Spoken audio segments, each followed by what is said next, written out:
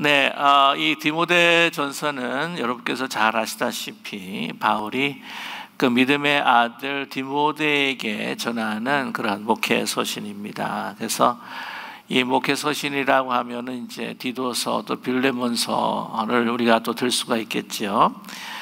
그래서 이 디모데가 특별히 오늘 말씀 보시게 되면은 예배소 교회에서 어떻게 사역해야 할 것인가라고 하는 그 지침서를 주면서 예배소 교회가 그 당시에 이 당면했던 여러 가지 어려움들, 특별히 바른 교훈이 아니라 바른 복음이 아니라 거짓 교훈, 또한 이 바른 교훈을 거스리는 그러한 변질된 이 복음에 대해서 지금 여러 가지 어려움을 경험하고 있는데, 그것에 대해서 또한 경고하고 있는 그러한 서신입니다.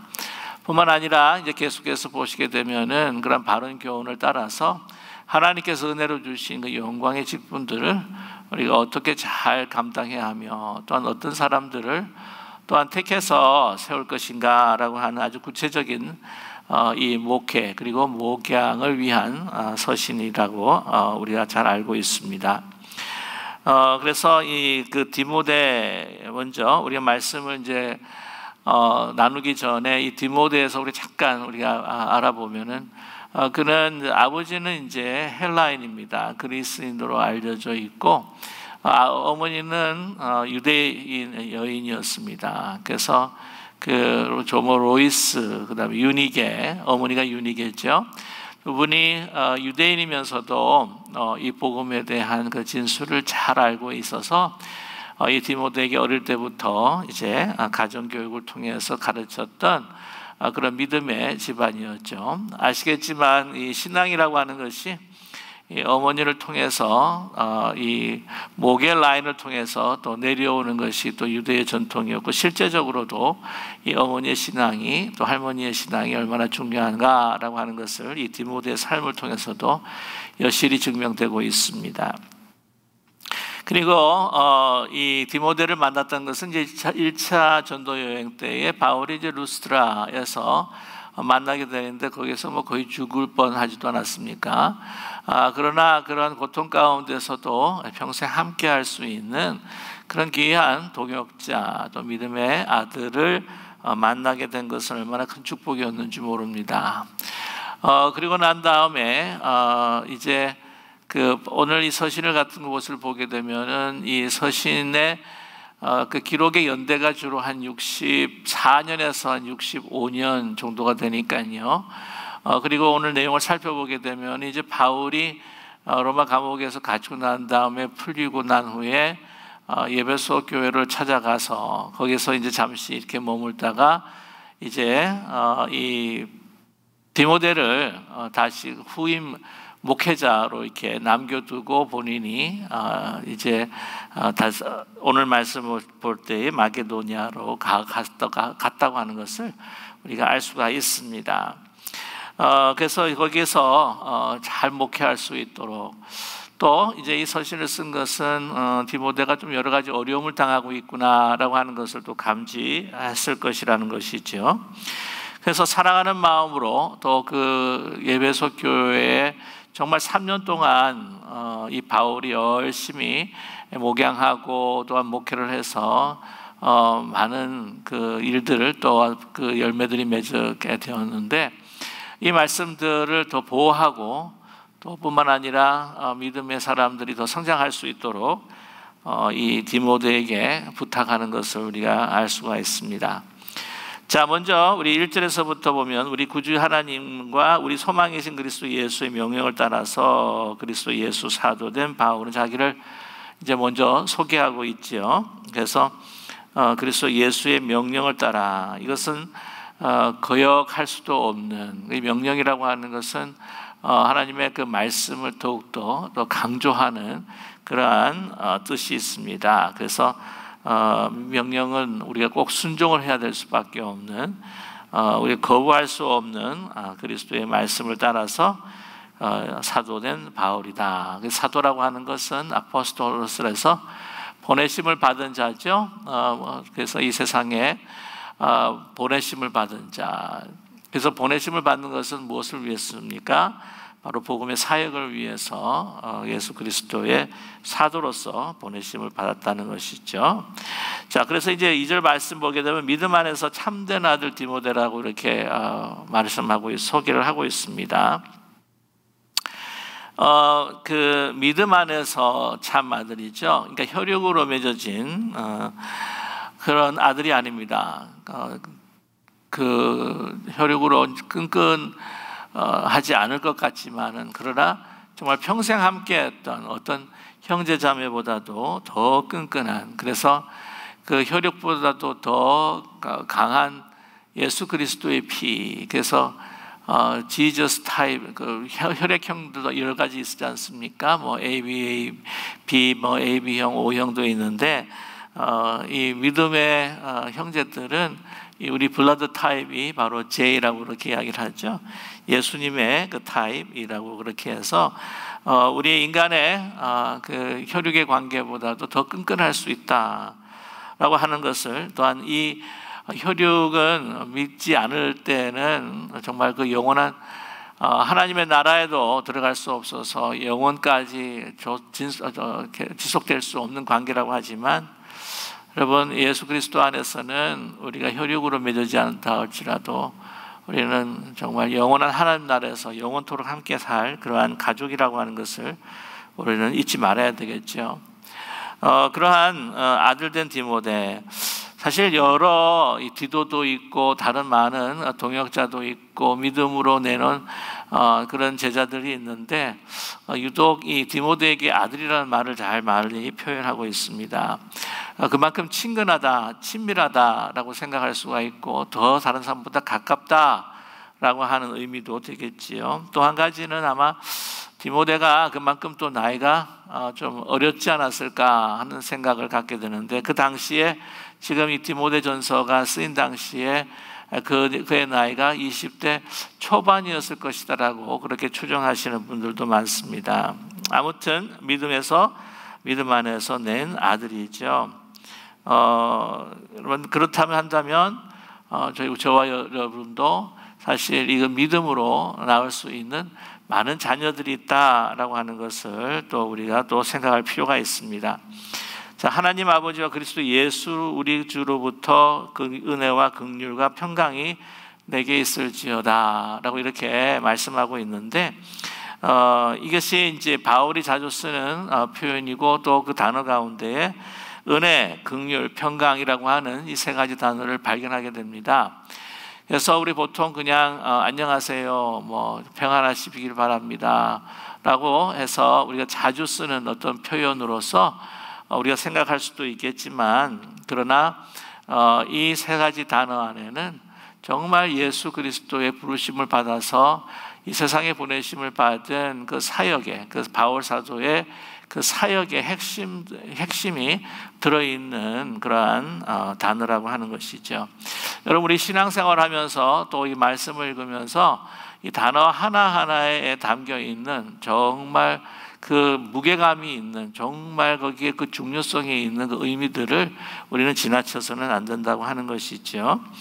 이렇게 간단하게 인사를 하는 것 같지만, 그러나 그 낱말 한마디 한마디에 너무나도 그 깊은 하나님의 그 계획과 또한 복음의 그 사역의 그 핵심이 들어가 있습니다. 자, 은혜라고 한다고 하면 어떤 것일까요?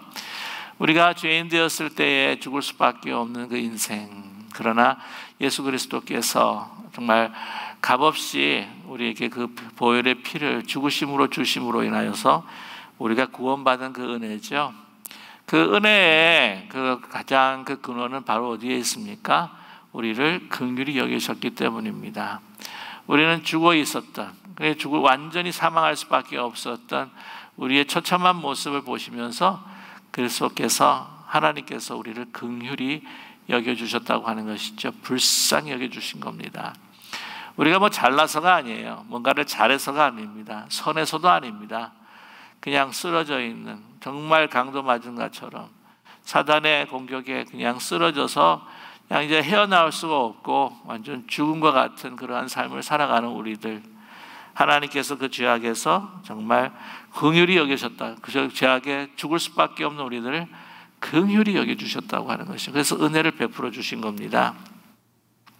이 은혜로서 구원받는 우리에게는 어떻게 했습니까? 평강이라고 하는 것이죠. 평강은 무엇입니까? 다른 게 아닙니다. 이 샬롬이라고 하는 것, 이것은 이제 완전한 어떤 그런 상태, 그 완전한 상태가 가능한 것은 바로 우리가 하나님과 하나가 될 때라고 하는 것이죠. 하나님과 원수되었던 우리가 이제는 그 긍휼하심을 여김을 받고 그 은혜로서 구원을 받았을 때 하나님과 하나가 되는, 그래서 그 하나님과 하나됨으로 인하여서 이제는 모든 관계가 회복이 되고 치유가 되는 그러한 놀라운 그 평강을 누리게 된다. 진정한 삶, 인생, 영생과 영원한 기쁨을 누릴 수 있는 그 평강을 누리게 된다라고 하는 것을 말해주고 있습니다. 그 인사 한마디에 얼마나 이 복음의 핵심이 들어가 있는지 몰라요. 그 바울 같은 경우에는 그냥 허튼 말을 내뱉지 않습니다. 그 말씀할 때마다 한마디 한마디가 정제되고 정말 그 한마디 한마디가 묵상할 때 무게가 있고 또 거기에는 정말 우리의 모든 것들을 빨아들일 만한 그런 흡입력 있는 말들을 우리에게 선포하고 계시죠. 자, 그렇게 하면서 이제 본문부터 이렇게 들어가요. 보통 이제 서신을 보게 되면은 인사하고 또 위에서 기도하고 해서 좀 서론이 이제 기는데, 오늘 이 서론의 부분은 1절, 2절로 그냥 마치고 맙니다. 왜 이렇게 짧을까 하는 생각을 갖게 되는 그 이유는 내가 다른 이야기를 안 해도 너무나 가까운 사이기에 잘 알 것이다 라고 하는 생각들도 갖게 되지요. 디모데, 여러 말 하지 않아도 내 마음을 잘 알고 또 내 마음을 잘 살피는 그런 사람이기 때문에 여러 가지 서문이 필요없을 것이다 라고 생각했을 수도 있습니다. 또 한 가지 생각되는 것은 뭔가 급하다는 것이 있죠. 뭔가 지금 시급합니다. 빨리 본론부터 들어가야 할 그런 시급성을 우리가 느끼게 된다는 것이 있죠. 3절에 벌써부터 본론을 언급을 하고 있습니다. 자, 3절의 말씀이죠. 내가 마게도니아 갈 때에 너를 권하여 에베소에 머물라 한 것은 어떤 사람들 명하여 다른 교훈을 가르치지 말며, 여기에 이 서신의 목적이 나와 있죠. 어떤 사람들로 명하여 다른 교훈을 가르치지 말게 해라 라고 이렇게 말씀하고 있습니다. 마게도니아 갈 때 에베소에 남겨두었어요. 그래서 에베소를 이제 목회를 하게 되는데, 여러분 한 가지 혹시 기억할 수 있는 것은 뭐냐면은, 그 전에 고린도 교회에 많이 문제가 생겼을 때에 거기에 디모데를 이제 보내어서 이제 목회하게 합니다. 어려움을 많이 당해요. 그래가지고는 사실 실패하는 거나 다름없었습니다. 그래서 좌절하고 있는 그 디모데를 보면서 이제 후속 그 타석으로 누구를 보내냐면은 디도를 보내게 되죠. 아시겠지만 디도는 그 어려운 그 고린도 교회의 문제들을 잘 해결하게 됩니다. 그랬을 때에 이제 한번 이제 실패를 이제 경험했던 이 디모데인데, 그래도 바울은 그를 이 한 번의 실수로 또한 그 낭망하고 있을 그 글을 또한 다시 세우기 위해서 또 에베소로 보내는 것을 우리가 알 수가 있습니다. 또 뿐만 아니라 또 이 장점은 굉장히 좀 어리고 미약한 부분도 있지만 이 바울의 그 가르침, 바울의 그 전하는 복음을, 그 진정한 복음을 또 그 어느 누구보다도 잘 파악하고 있고, 또한 어릴 때부터 그 순수한 복음을 조부모님으로부터 어머니로부터 잘 배웠던, 종으로부터 어머니로부터 잘 배웠던 사람이기에 이 다른 가르침에 대해서 바른 가르침을 줄 수 있는 또한 적임자다라고 바울은 생각했을 것입니다. 그래서 그곳에 보내면서 명합니다. 다른 교훈을 가르치지 말며라고 이렇게 말씀하고 계시죠. 근데 이 다른 교훈이 어떤 교훈일까라고 생각해 보게 되면 이 4절에 신하와 끝없는 족보에 몰두하지 말게 하려 함이라. 이런 것은 믿음 안에 있는 하나님의 경륜을 이름보다 도리어 변론을 내는 것이라. 이 다른 교훈을 어떤 거 표현하고 있느냐 하면 이제 신하와 끝없는 족보다라고 그렇게 이야기를 하고 있습니다. 이게 뭐냐 이렇게 많은 그 학자들의 이야기들이 있어요. 그래서 이제 분명하지가 않습니다. 근데 이 신하와 이제 끝없는 족보다라고 했을 때에 이 가르치는 그 사람들이 다른 그 믿지 않는 이방의 사람들이 아니라 이 사람들은 그 유대교에 젖었던 그 사람들.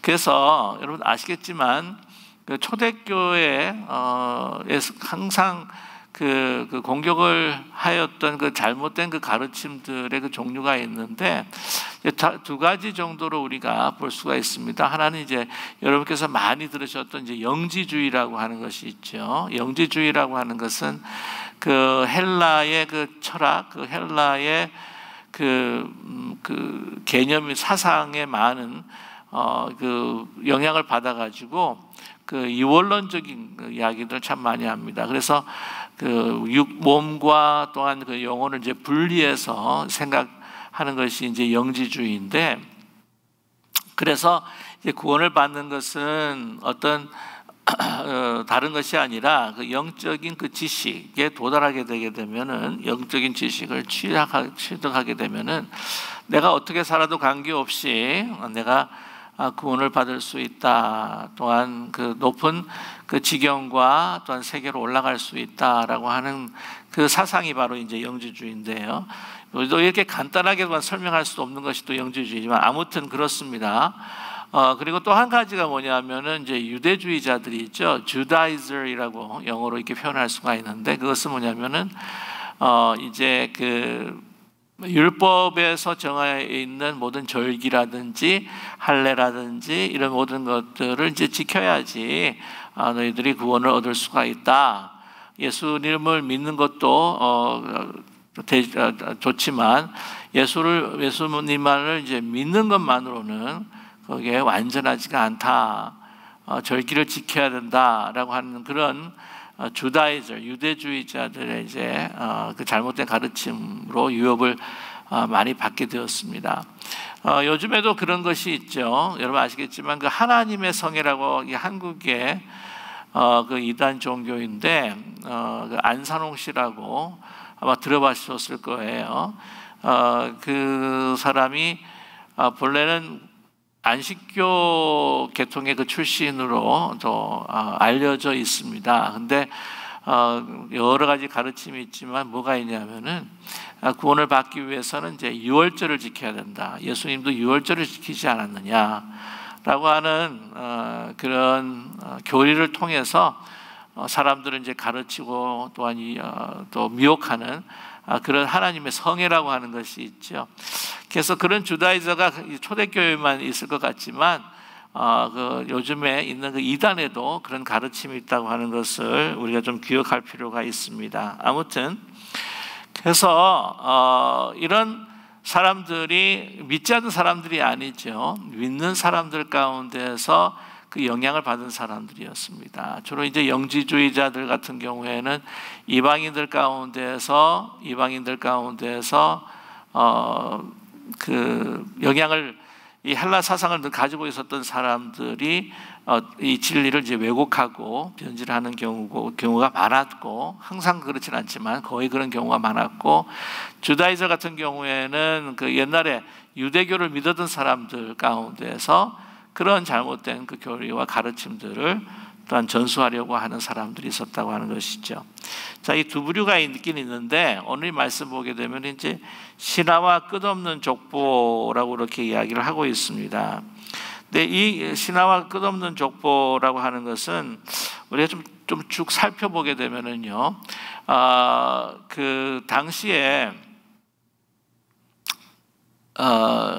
여러분 이 그러니까 구약과 그 신약 가운데에 그 중간 시기가 있어요. 그래서 중간 시기 같은 경우에 우리 예수님 이제 오시기 전부터 이제 오랫동안 이 구약의 외경과 같은 것들이 있습니다. 그래서 거기에 보면 뭐 에녹 1서, 뭐 에녹 2서뿐만이 아니라 거기에 뭐 묵시문학이 있고, 거기에 보게 되면은 그 유대 그 전통 가운데서 이 경전에 들어가 있지 않지만은 그 경전 외에 그 당시에 막 이렇게 돌아다니던 많이 사람들이 또 믿었던 그런 성경들이 있었다고 하는 것이죠. 그래서 외경들이 있었다고 하는 것이죠. 그래서 그 모든 그 이야기를 통해서 나오는 그 신화와 같은 그러한 이야기들을 다 끌어들여 가지고는 이 복음과 접속을 시켜 가지고 또한 가르치는 그런 유대교 사람들이, 그 유대교에 몸담았던 사람들이 있었다라고 하는 것을 학자들은 또한 이야기를 하고 있습니다. 그러면서 그런 외경들을 통해서 쭉 이야기를 하면서 자기가 그 구약에 있는 그 에녹과 연결되어 있는 그러한 사람이다. 또한 아브라함과 또한 연결되어 있는 사람이다. 그럼 이런 혈통적인 족보를 갖다가 좀 그걸 소위 패브리케이션 해가지고 만들어 가지고는 자기가 얼마나 족보 있는, 혈통이 있는, 유대인들 가운데서도 혈통이 있는 사람인가라고 하는 것을 주장하는 사람들이 있었다고 하는 것이죠. 그러면서 그들은 이 율법을 지키는 가운데, 복음을 받아들이면서도 동시에 율법을 지킬 때에 이 율법을 지키는 것에 있어서 소위 뭐라 그럴까요? 율법을 지킴에 있어서 바리새인들과 같이 이것을 지키는 가운데에서 내가 이 예수 그리스도도 믿긴 하지만 이 율법을 지키는 가운데 내가 이걸 어려운 사람이다. 그리고 나는 믿음의 혈통이 있는 사람이다 라고 하는 것을 주장하는 사람들이 있었다라고 하는 것을 우리에게 말씀해 주고 있습니다. 그래서 복음 외에, 한마디로 말씀을 드리면 복음 외에 다른 당시에 유대교의 어떤 전통과 설화와 어떤 신화들, 이런 것들을 사용해 가지고는 복음과 섞어서 이렇게 가르치려고 하는 사람들이 있었다라고 하는 것을 말씀해 주고 있습니다. 자, 그래서 이러한 것들은 보세요. 4절 하반절이죠. 믿음 안에 있는 하나님의 경륜을 이름보다, 이 경륜이라고 하는 것을 보자면 하나님의 계획이라고 이야기할 수가 있는데요. 그것을 이름보다 도리어 변론을 내는 것이라. 그러니까 이 변론하면서 내가 맞다, 네가 맞다 하면서 이 비본질적인, 복음이 아닌 비본질적인 어떤 설화나 신화나 여러 가지 그 성경 외에 다른 그 이야기들을 끌어들이면서 자기 자신의 어떤 그 학식과 또한 어떤 혈통들, 자기의 족보들을 이렇게 내세우면서 막 이렇게 변론하는 것이죠. 그러다 보니까 서로 잘났다고 이야기하다 보니까 너무 이 공동체가 시끄러울 수밖에 없다고 하는 사실입니다. 자, 이러한 그 사람들이 유대교에 이제 몸담았던 사람들이 이렇게 많이 공동체에 잘못된 가르침으로 영향을 주었다고 하는 것이죠. 여러분 한번 생각을 해보십시오. 지금 상황과는 사실 틀립니다. 지금은 이 신약 27권, 그 다음에 구약 39권이 다 정경화되어 있는 우리 시대를 살아가고 있으면서 그것이 말씀의 권위가 되고 있지 않습니까? 그런데 지금 생각해 보시면 64년 정도, AD 64년이면 아직 전혀 이 신약이라고 하는 27권이 정립이 되어 있지 않는 상황입니다. 하나님의 그 말씀을 구전으로 또한 이 서신을 통해서 이렇게 전달하는 상황이었고요. 64년이라고 하면은 70년대에 AD 70년대 성전이 무너졌기 때문에 아직도 예루살렘에는 이 성전이 아주 성성하게 서 있는 그런 때였다고 하는 것이죠. 뿐만 아니라 각처의 도시마다 이제 회당이 있었습니다. 그리고 또 그리스도인들은 아직도 회당 안에서 모임들을 가지면서 있었기 때문에 그 유대교와 이 기독교의 그 관계라고 하는 것이 이 서로 만남의 어떤 관계 가운데서도요, 완전히 단절되어 있지 않는, 그래서 다 이렇게 민글되어 있는 상황이기 때문에 이런 아직 그때 당시 회당에서 그 당시에 있는 그 유대교의 어떤 전통과 관습들, 이러한 것들에 대해서 영향을 받지 않을 수가 없었다고 하는 것이죠. 그런 상황에 자꾸 복음이 변질되는 것을 이 바울은 우려하면서 디모데에게 편지를 쓰고 있는 것입니다. 자, 그래서 6절 말씀 보게 되면 사람들이 이에서 벗어나 헛된 말에 빠져 율법의 선생이 되려 하나 자기의 말하는 것이나 자기가 확증하는 것도 깨닫지 못하는도다. 그러면서 이 자기가 율법의 선생이 된다는 거죠. 그래서 그 율법을, 이게 우리가 복음을 믿는 가운데도 있지만 그 율법에 대해서 막 가르치면서 그 율법과 또한 이 복음의 관계를 잘못 해석하면서 또한 이렇게 다른 사람들에게 그 전수하려고 하는 그러한 일들이 일어난다고 하는 것이죠. 이게 헛된 말이라고 하는 겁니다. 그래서 자기가 확증하는 것도 깨닫지 못하는 도다. 잘못 알고 있으면서 자기 잘 알고 있는 것처럼 이렇게 막 주장하고 가르치는 것에 대해서 정말 많은 사람들이 미혹될까 봐 우려하는 이 바울의 그 마음을 또 우리가 엿볼 수가 있지 않겠습니까? 사실 뭐 그 당시만 그런 게 아니죠. 그 당시만 그런 게 아니라 요즘 봐도요, 거짓된 어떤 그런 교훈들과 잘못된 가르침들, 이런 것들이 늘 말씀을 드리지만 여과되지 아니하고 유튜브를 통해서 우리의 귀를 솔깃하게 하면서 막 우리의 삶 가운데에 침투하고 있다고 하는 것이죠. 그래서 보면 이런 잘못된 그 가르침들의 그 영상을 보면서 이거를, 근데 조회수가 굉장히 많아요. 너무 우려가 되더라고요, 그게.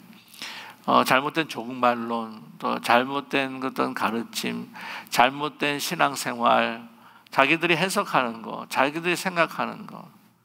그리고 제가 보기에는 교회 목회에 대한 경험이 없는데 그 경험 없는 사람이 그냥 생각나는 대로 이야기하는 그러한 이 영상을 보면서도 참 이건 아니다, 그런 생각이 들 때가 너무나 많았습니다.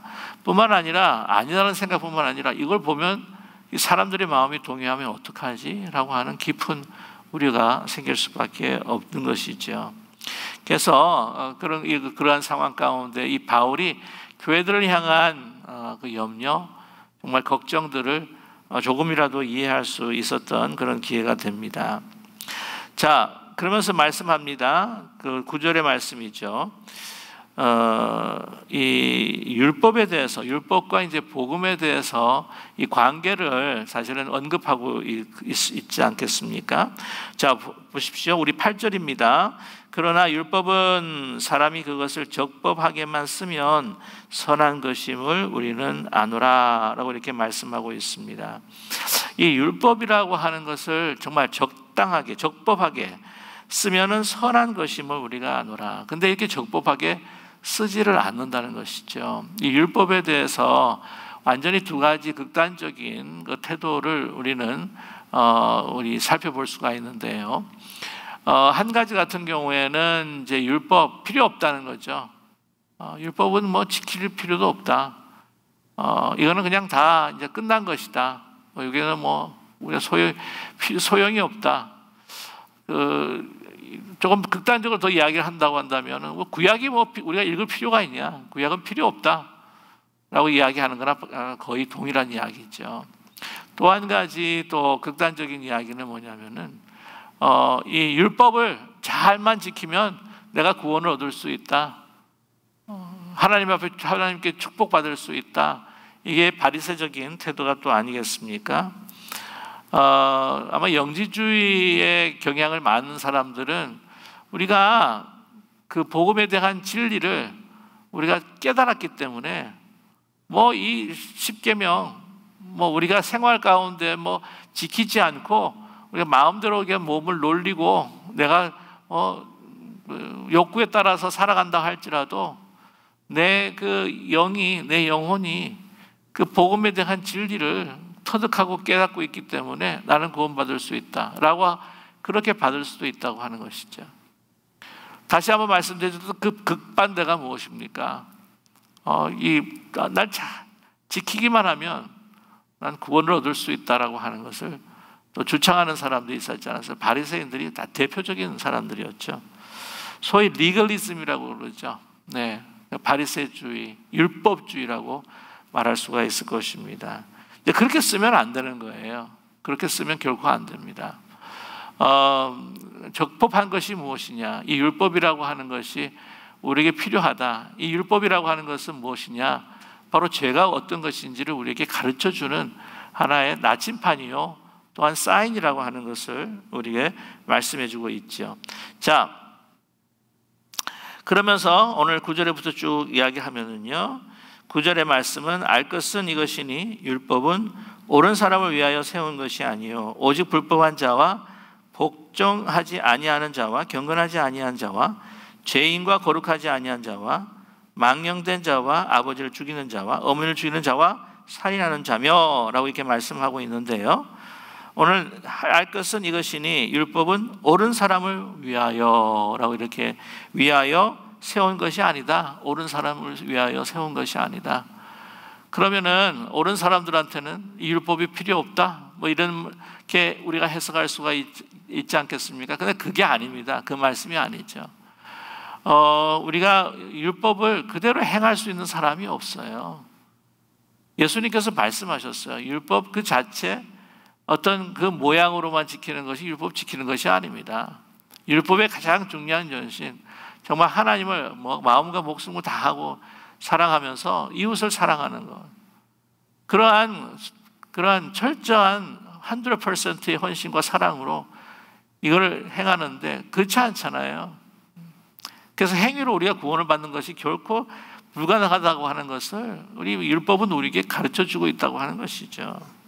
그리고 이 구약 전체를 보게 되면 예수님을 없이는 하나님의 율법을 지킬 수 있는 사람이 없고 예수님 없이는 구원받을 사람이 없다고 하는 것이 바로 이 구약에서 보여주시는, 율법에 보여주는 증거가 아니겠습니까? 그냥 여러분께 좀 더 자세히 설명을 해드리자면 오직 불법한 자, 우리 다 모두 죄인입니다. 하나님의 그 거룩하신 그 율법, 하나님의 거룩하신 그 법 앞에서 우리는 다 죄인이라고 하는 거죠. 자, 그러면서 그 죄인에 대한 설명들을 쭉 열거하시는데, 여러분 설명드리자면은 오늘 오직 불법한 자와 복종하지 않은 자와 경건하지 아니한 자와 죄인과 거룩하지 아니한 자와 망령된 자와 까지가 보게 되면은 이 십계명에 아주 단순하게 요약을 해주고 있지만 십계명의 1계명에서부터 4계명이라고 이야기할 수가 있습니다. 우상을 섬기고 망령 때 하나님의 말씀을 걷고 또한 뭐 안식일을 지키지 아니하고 하는 이런 것들이고요. 그 다음에 아버지를 죽이는 자와 어머니를 죽이는 자와 살인하는 자며, 그러니까 부모님 공경하지 않는 것에 대한 그 다섯 번째 계명, 살인에 대한 6째 계명, 음행하는 10절에 보시게 되면 음행하는 자와 남색하는 자를 보게 되면 이제 7계명이 되겠죠. 인신매매하는 자와 거짓말하는 자, 인신매매한다라고 했을 때에 이것은 이제 도둑질하는 것, 인심에 다른 사람들의 삶을 도둑질하는 것으로 우리가 해석할 수가 있겠습니다. 그래서 8번째라고 이야기할 수가 있겠고요. 그 다음에 거짓말하는 자와 거짓 맹세하는 자, 이것은 이제 9번째, 이제 계명 10번째, 이 탐욕, 다른 물건에 대해서 탐욕을 가지지 말라라고 하는 것은 아마 인신매매와 함께 해서 이게 8번째와 10번째를 함께 이렇게 묶어도 크게 상관은 없겠습니다. 아무튼 그래서 오늘 이 바울은 이 몇 구절을 통하여서 이제 십계명에 대한 요약을 해주면서 오늘 11절 말씀이죠. 이 교훈은 내게 맡기신 바 복되신 하나님의 영광의 복음을 따름이니라 라고 말씀하고 있습니다. 여기서 좀 더 나중에 부연 설명이 아마 되겠지만은 이 영광의 복음과 이 율법이라고 하는 것, 이 율법이라고 하는 것이 이 영광의 복음이 필요할 수밖에 없다라고 하는 것. 그래서 이 영광의 복음, 은혜로, 오늘 다시 한번 다가면 은혜로 우리를 긍휼히 여기셔서 은혜를 베푸셔서 예수 그리스도께서 정말 이 율법 앞에서 우리가 죄인일 수밖에 없는, 우리 죽음의 자리에 완전한 사망, 영원한 사망이 이룰 수밖에 없는 이들, 이 은혜를 주신 그 하나님께서 예수 그리스도의 그 십자가의 죽음을 통해 하나님과 하나 되는 그 평강함을 또한 우리로 하여금 이루게 하여 주셨다. 그 복음이라고 하는 것이죠.